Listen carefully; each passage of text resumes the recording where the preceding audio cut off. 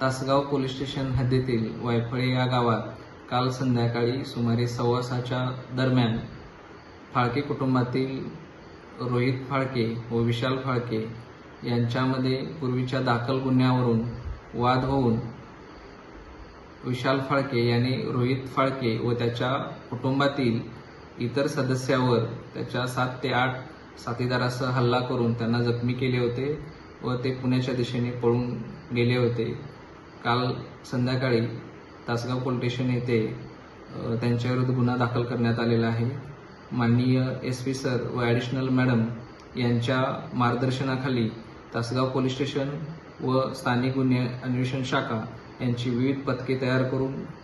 वायफळे परिसर व पुण्याच्या ठिकाणी तपास करून आज संध्याकाळी सुमारे 5:30च्या दरम्यान विशाल फाळके या मुख्य आरोपी